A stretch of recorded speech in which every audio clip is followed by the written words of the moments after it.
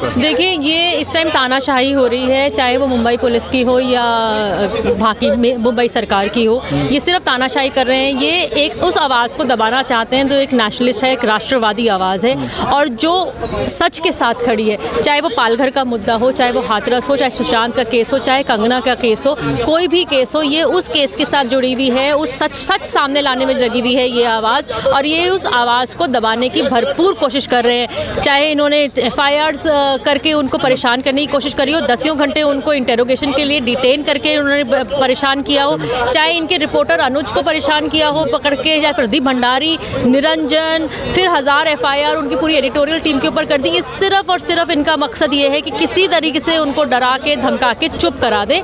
इनके खिलाफ, जो इन सरकार के खिलाफ और जो मुंबई पुलिस के खिलाफ जो केसेस हैं, उनके बारे में बोलने वाला कोई ना बचे। इनको किस बात का डर है? जिस तरह से अर्नब गोस्वामी को लगातार इनकी चुप करने की साजिश रही है, चाहे प्रदीप भंडारी वाला मामला हो, चाहे इनके ऑफिस की जो जानकारी मांगी गई थी वो वाला मामला हो, और चाहे जो है 1000 जो है इनके एम्प्लॉय थे उनके ऊपर FIR भेजी गई थी। लेकिन क्यों, क्या कारण है जिस वजह से ये लगातार उनको चुप कराने के लिए पीछे पड़े हुए हैं? देखिए, पालघर का जो मुद्दा था उसमें साधुओं को मारा गया।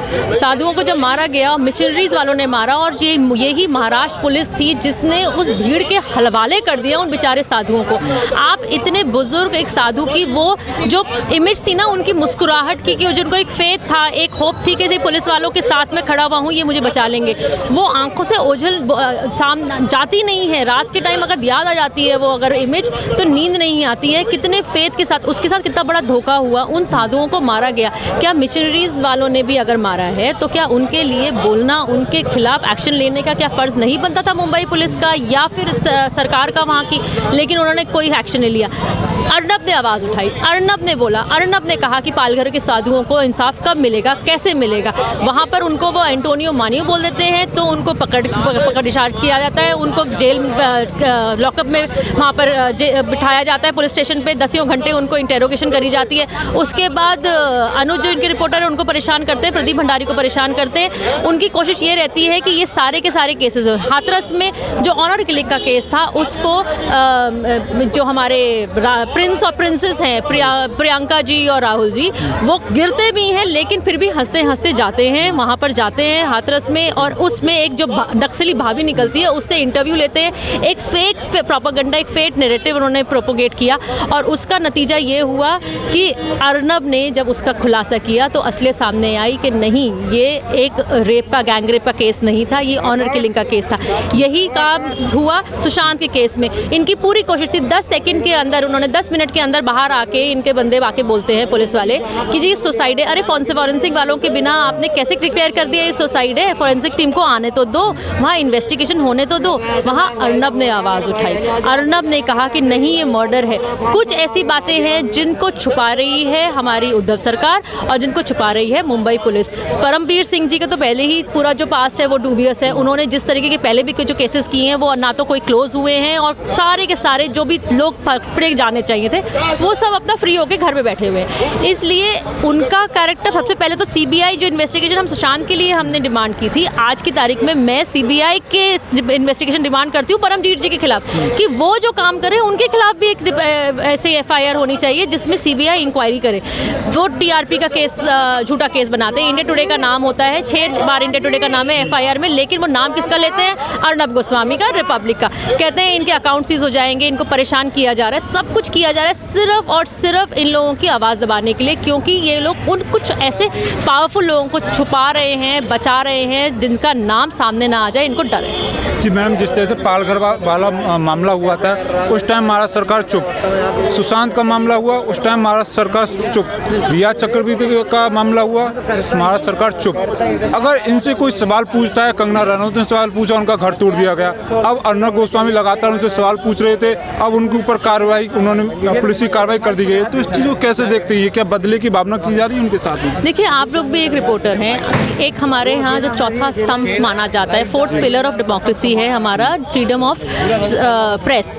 एक प्रेस जो है वो हमारी डेमोक्रेसी का एक बहुत महत्वपूर्ण हिस्सा है। अगर हम प्रेस की ही आवाज़ को दबा देंगे सिर्फ इसलिए कि कोई ना बोले और हम जो अपनी इच्छा है उसी को सामने हम करते रहें, तो एक दबाया जा रहा है। फ्रीडम ऑफ स्पीच नहीं है, अभी अभिव्यक्ति की आज़ादी को ख़त्म कर दिया जाता है, फ्रीडम ऑफ प्रेस को ख़त्म कर रहे हैं। अगर ये दबाते रहेंगे तो फिर तो जो इमरजेंसी में वो हुआ वही होगा ना। इमरजेंसी में भी जो जितने भी रिपोर्टर्स थे और मीडिया था और जो रिपोर्टिंग होती थी उन सबको दबा दिया जाता था। उनके हिसाब से जो वो नरेटिव सरकार देना चाहती है सिर्फ वही नरेटिव जाता था, और आज भी वो यही कर रहे हैं। ये चाहते हैं कि सिर्फ जो ये कह रहे हैं, अगर सुशांत को कह रहे हैं कि सुशांत मर्डर नहीं था, सुसाइड था, तो यही चीज़ सामने जानी चाहिए और कोई सामने नहीं जानी चाहिए।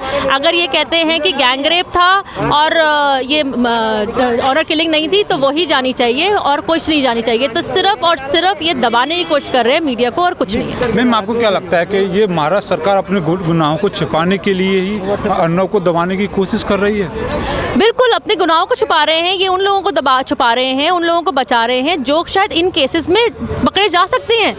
इन लोगों का फेक नरेटिव देना, चाहे वो हाथरस केस में हो या फिर वो सुशांत के केस में हो या फिर वो पालघर केस में हो, और एम्स की रिपोर्ट सुशांत के केस में, फिर सीबीआई का डिस्क्लोजर फैला देना कि बस बंद कर दिया सीबीआई ने। ये सिर्फ और सिर्फ आवाज़ को दबाने की कोशिश करी जा रही है और एक फेक प्रोपेगेंडा करने की कोशिश करी जाती है उनके हिसाब से। उनका नरेटिव जिस तरह से लोगों को प्रेजेंट हो, चाहे वो डरा के धमका के, कभी कंगना का, अगर कंगना आवाज़ उठाती है तो कंगना को गाली गलौज करते हैं। उस टाइम तो बोली नहीं जाती। कंगना के ऊपर अगर गाली गलौज करी गई है तो क्यों नहीं बोला गया? आज अर्नब ने अगर कुछ बोल दिया तो उसके ऊपर तो उसको अटैक कर रहे हो, उसको पकड़ लिया, तो फिर तो संजय राउत जी को भी पकड़ लेना चाहिए था क्योंकि उन्होंने कंगना को ऊपर किया। हमारे प्राइम मिनिस्टर को तो बेचारे 6 साल से गालियाँ सुन रहे हैं, उनको क्या हो गया? उनके लिए नहीं बोला जाएगा, कोई उनके लिए नहीं बोलेगा। आज अगर एंटोनियो मानियो को एंटोनियो मानियो बोल दिया जाएगा, वो अपने नाम से शर्मिंदा है क्या?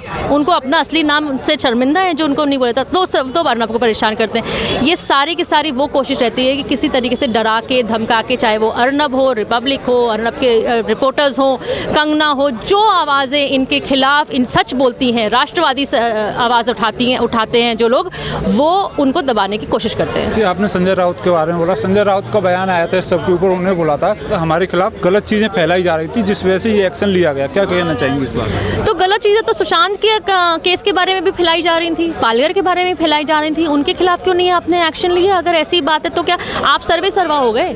आप ही हो गए जो कुछ भी हो गए, आपके खिलाफ कोई नहीं बोल सकता। तानाशाही है क्या? फ्रीडम ऑफ स्पीच, अभिव्यक्ति की आज़ादी कुछ मैटर नहीं करती है? तो फिर वही फ्रीडम ऑफ स्पीच, अगर आपके अगेंस्ट किसी ने कुछ बोल दिया, कुछ गलत बातें फैला दी, तो अगर तब उन लोगों के अगेंस्ट एक्शन लिया जाएगा जो आपके खिलाफ बोल रहे हैं। तो फिर प्राइम मिनिस्टर मोदी जी तो बहुत दिनों से सुन रहे हैं, बहुत बातें बोली जाती हैं। अमित शाह जी के बारे में बहुत बकवास करी जाती है, बहुत गंदी बातें बोली जाती हैं। तब तो उन सबके ऊपर भी अटैक होना चाहिए, जो आप लोगों पर भी अटैक होना चाहिए, जो मोदी जी को और अमित शाह जी को बोलते हैं, उन सब लोगों पर अटैक होना चाहिए जो किसी के लिए भी, किसी भी बड़े इंसान के लिए गलत बातें बोलते हैं। तो ये सिर्फ एक सिलेक्टिव पनिशमेंट सिर्फ उन लोगों के लिए क्यों जो आपके खिलाफ बोलते हैं या आपके लिए बोलते हैं या आप किससे सवाल पूछते हैं? क्या सवाल पूछना सही नहीं है? फ्रीडम, जो प्रेस है उसका तो ड्यूटी बनती है सवाल पूछे। अगर प्रेस सवाल ही नहीं पूछेगी तो जवाब कैसे मिलेगा पब्लिक को? तो ये बहुत ज़रूरी है कि ये बात, मैसेज कन्वे उनको होना चाहिए कि जो रूल आपके लिए है वही रूल सबके लिए है। जी, आखिरी क्वेश्चन, जिस तरह से महाराष्ट्र सरकार ने जो क्यू एक्ट किया है अर्नब के साथ में, तो क्या लगता है अर्नब इस सब चीज़ों से डर जाएंगे? अर्नब नहीं डरेंगे। मैंने पहले ही बोला है, अर्नब बब्बर शेर हैं। आप उनको एक बार अटैक करो, वो 10 गुना जोश के साथ वापस आपके ऊपर अटैक करेंगे। फिर वो एक खुलासा करेंगे, फिर एक ऐसी सामने चीज़ लेके आ जाएंगे जहां आपकी बोलती बंद हो जाएगी। आप फिर परेशान करोगे उन्हें, वो फिर कोई ना कोई लेके आ जाएंगे। आपने कोशिश करके देख ली है, आपने उनके ऊपर अटैक करवाया, आपने उनको 10 घंटे जेल में बंद कर पकड़ के रखा पुलिस स्टेशन में। क्या हुआ? उन्होंने फिर एक कोई खुलासा कर दिया, फिर आपके लिए प्रॉब्लम हो गई। फिर आपने उनके रिपोर्टर्स को, प्रदीप भंडारी को, निरंजन को, सब किया, फिर उन्होंने अटैक किया। फिर आपने एक टीआरपी केस में उनको गलत फंसाने की कोशिश करी, वहाँ पर सच्चाई सामने आ गई, साफ समझ में आ गया कि आप लोगों ने, और जो न्यूज़ चैनल्स उस टाइम गलत बात बोल रहे थे, वो न्यूज़ चैनल्स को भी सच्चाई दिखानी पड़ गई, माफ़ी मांगनी पड़ गई। तो अर्नब चुप होने वालों में से नहीं है, वो बब्बर शेर है। वो एक बार आप अटैक करोगे, वो 10 गुना जोर से आपके ऊपर फिर एक खुलासा करेगा, फिर आपकी बोलती बंद करेगा, फिर आपको सच्चाई दिखाएगा सबको सामने कि आप हो जो गलत हो। अर्नब गलत नहीं है, वो एक राष्ट्रवादी, सनातनी, देश के बारे में सोचने वाला, देश के बारे में बोलने वाला बंदा है, वो नहीं डरेगा। Thank you ma'am.